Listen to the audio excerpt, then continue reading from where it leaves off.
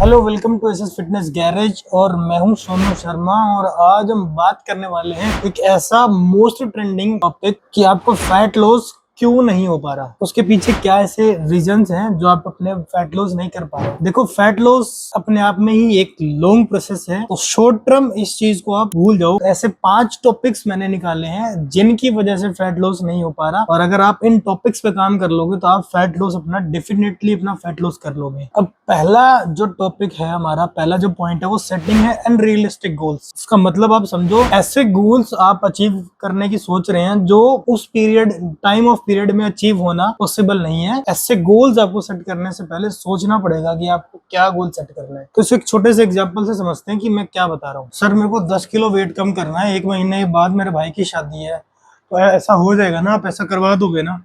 तो अब ये सुनने में ही इतना अजीब लग रहा है, तो आप सोच के देखो इसे करवाना कितना अजीब हो जाएगा या कितना पॉसिबल हो पाएगा। और इन केस अगर ये पॉसिबल भी हो जाता है तो ये सस्टेनेबल नहीं होगा। अब आप खुद ही सोच के देख लो, अगर आप 1 महीने में 10 किलो वेट किसी भी तरीके की डाइटिंग करके या भूखे रह के कर भी लेते हो, तो लाइफ लॉन्ग उस चीज को आप नहीं कर पाओगे। तो जब आप दोबारा से अपने डेली लाइफ के रूटीन में आओगे, वही पिज्जा बर्गर वही सब खाना शुरू करोगे, तो वो वेट आपका दुगनी स्पीड से वापस बढ़ जाएगा। तो मेरा कहने का मतलब ये है कि अपने आप को एक रियलिस्टिक गोल के साथ बांधो। पहले अपना एक रियलिस्टिक गोल बनाओ जो आप शॉर्ट टर्म पीरियड लेके नहीं, लॉन्ग टर्म पीरियड में अचीव कर सको।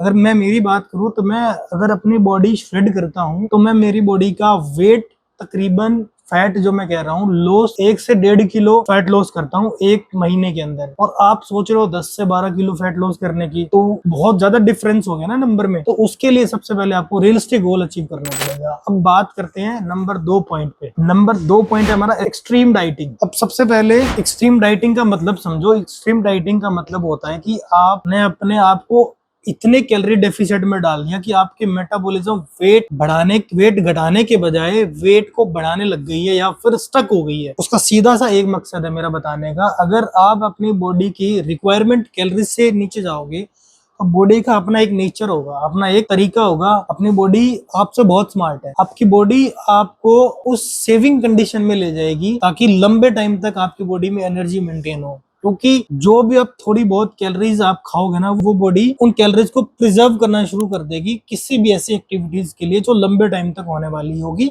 या फिर अपनी एनर्जी को सेव कर लेगी। वो फैट लॉस की प्रोसेस को होने ही नहीं देगी, वो मेटाबॉलिज्म को बिल्कुल ही डाउन कर देगी। इसके बजाय आप अपने एक अच्छे से कैलोरी डेफिसिट प्लान बनाओ जो सिर्फ 200, 300, 400, 500 मैक्सिमम कैलोरी का डेफिसिट हो, जिससे आपकी बॉडी सर्वाइविंग मोड पे ना जाके एक फैट बर्निंग जोन में रहे, जिससे आपकी बॉडी को फैट बर्निंग प्रोसेस को एक्टिव करने में हेल्प मिलेगी और आप अपनी बॉडी में फैट बर्न भी कर पाओगे, ना कि आपकी बॉडी फैट सेविंग या फिर कैलोरी सेविंग मोड में चली जाए। इन एक्सट्रीम डाइटिंग का कोई फायदा नहीं है। 10 बादाम, 15 बादाम, एक रोटी, फ्रूट सैलेड, सिर्फ ये खाकर अगर आप गुजारा कर रहे हो तो इसका कोई मतलब, कोई सेंस नहीं बनता है। आप ट्राई करो कि एक अच्छा सा कैलोरी डेफिसिट प्लान बनाओ। अब अगले पॉइंट के बारे में बात करते हैं। अगला पॉइंट है टेकिंग शॉर्टकट्स। अब आप ऐसे छोटे छोटे शॉर्टकट्स ढूंढते हो जिससे आपका फैट लॉस बहुत जल्दी हो जाए, जैसे कि विदाउट नोइंग सप्लीमेंट्स ऐड करना, कि उन सप्लीमेंट्स के बारे में आपको पता भी नहीं है और आप उन सप्लीमेंट्स को अपने डाइट में इंक्लूड भी कर रहे हो, इंट्रोड्यूस भी कर रहे हो। मैं नाम नहीं लूंगा, जैसे कुछ फैट बर्नर्स हो गए। अब आप उस लेवल पे नहीं हो कि आपकी बॉडी उन फैट बर्नर्स को यूटिलाइज में लेके आ सके या उस सप्लीमेंट्स को यूटिलाइजिंग कंडीशन में अप्रूव कर सके, मतलब आपकी बॉडी उनको अप्रूव कर सके एज अ सप्लीमेंट, और आप उनको सीधा ही अपने डाइट में इंट्रोड्यूस करा देते हो। एक तो आपका डाइटिंग ईटिंग पैटर्न भी अच्छा नहीं है, एक्सरसाइज भी आप नहीं करते और आपने सीधा ही उन सप्लीमेंट से इंट्रोड्यूस करवा दिया है। तो आप सोचो आपकी बॉडी किस कंडीशन में चली जाएगी। आपकी बॉडी उन सप्लीमेंट्स के बारे में जितना समझ पाएगी, उससे पहले ही आपको वो सप्लीमेंट्स कोई ना कोई हार्मफुल कंडीशन दे देंगे या कोई ना कोई ऐसी कंडीशन क्रिएट कर देंगे जिससे आपकी फिटनेस जो जर्नी अचीव करने के बारे में आप सोच रहे हो वो शुरू होने से पहले ही बंद हो जाएगी।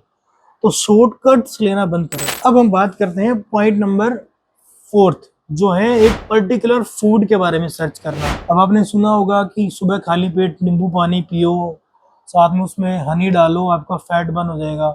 जीरे का पानी पियो, हल्दी का पानी पियो, ये खाओ वो खाओ, इनसे आपका फैट बर्न हो जाएगा। मतलब आप एक पर्टिकुलर फूड के बारे में सर्च कर रहे हो जिससे आपकी बॉडी फैट बर्न कर सके। हाँ, मैं ये मानता हूँ कि इन सब का कुछ एक हेल्थ के लिए बेनिफिशियल हमारी बॉडी के लिए है, जैसे कि जीरा वाटर हो गया जो डाइजेशन में हेल्प करता है, हल्दी का पानी हो गया जो एंटी इन्फ्लेमेटरी प्रॉपर्टीज रखता है। तो ये आपकी फैट बर्निंग कंडीशन में कुछ हद तक हेल्प करेंगे, नहीं कि पूरा ही फैट बर्न करा देंगे। आप सोच रहे हो अगर 10-12 किलो वेट आपका जीरा वाटर करा देगा, तो भाई हम ऐसे ही बैठे हैं। तो आपको सोचना पड़ेगा कि जो पर्टिकुलर फूड्स है वो आपकी फैट बर्निंग प्रोसेस को थोड़ा बहुत एक्टिव कर सकते हैं, पूरी फैट बर्निंग प्रोसेस को नहीं करा सकते हैं। उसके लिए आपको अच्छा सा कैलोरी डेफिशिएंट प्लान और अपने आप को एक्सरसाइज से इंट्रोड्यूस कराना ही पड़ेगा, जिसमें आपको कार्डियो भी करना पड़ेगा, वेट ट्रेनिंग भी करनी पड़ेगी। अगर आप एक्सेसिव कार्डियो कर रहे हो तो भी आपके लिए प्रॉब्लमेटिक है, क्योंकि आप बहुत सारा कार्डियो कर रहे हो तो आपकी बॉडी मसल लूज कर जाएगी।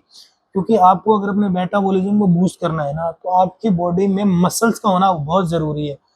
तो उसके लिए आपको वेट ट्रेनिंग सेशंस तो करने ही पड़ेंगे, हफ्ते में चाहे 2 दिन करो चाहे 3 दिन करो, पर जरूर करने पड़ेंगे।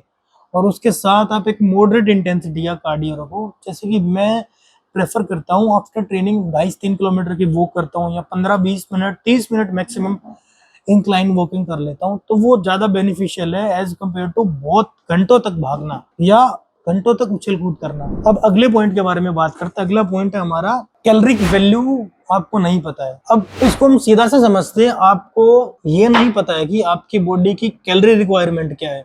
सपोज करो अगर आपकी बॉडी को 2000 कैलोरी की रिक्वायरमेंट है मेंटेनेंस करने के लिए, और आप खाना खा रहे हो 2200-2300 कैलोरी का, तो कैसे आप फैट बर्न कराओगे? अगर आपको 2000 कैलोरी पे, तो आपको तकरीबन 200-300 कैलोरी का डेफिसिट तो डालना ही पड़ेगा, जो 1300 मतलब 1700-1800 कैलोरी का फूड प्लान होगा। एक एग्जांपल लेते हैं छोटा सा, हम नट्स या फिर पीनट बटर या फिर कोई भी ऐसा फूड जो खाने में हेल्दी है, और आप क्या कर रहे हो, आपको पता नहीं है आपको क्या खाना है और कितना खाना है, तो बिना कैलोरी अमाउंट के आप उसको चलते फिरते नट्स खा रहे हो या बनानास खा रहे हो दिन में 3-4 जो हेल्थ के लिए अच्छे हैं, दाल खा रहे हो बहुत ज्यादा जो आपकी कैलोरी रिक्वायरमेंट से एक्सेस कैलोरी में चले गई हैं। अगर आपको अपनी कैलोरी रिक्वायरमेंट पता होगी तो आपको ये पता होगा कि आपको कितना खाना है। हाँ, मानता हूँ कि हर किसी के लिए चीजों को राइट डाउन करना, नोट डाउन करना थोड़ा मुश्किल होता है, बट मोटा मोटा आपको 1-2 बार करोगे, किसी भी चीज का मेजर करोगे या नापोगे तोलोगे खाने को, तो आपको एक अंदाजा लग जाएगा, एक आइडिया लग जाएगा भी हमें कितनी क्वांटिटी में ये खाना है, और इस क्वांटिटी पे हमारा फैट बर्न हो जाएगा। तो आपको कैलोरिक वैल्यू के बारे में पता होना बहुत जरूरी है। तो अब ये छोटे 5 ऐसे टॉपिक्स हैं जो आपको फैट बर्निंग में हेल्प करने वाले हैं, और इनके ऊपर आप रिसर्च करोगे तो आपको डेफिनेटली हेल्प मिलेगी कि आपको फैट लॉस आप कैसे कर पाओगे। तो आई होप आपको ये बातें समझ में आई होगी। तो समझ में आ गई है तो इस वीडियो को शेयर कर दो, चैनल को सब्सक्राइब कर दो, क्योंकि आपकी फैट लॉस जर्नी के लिए आगे आने वाली बहुत सारी ऐसी वीडियोस आने वाली हैं जो आपको हेल्प करेगी आपकी फिटनेस जर्नी के अंदर। Thank you for watching.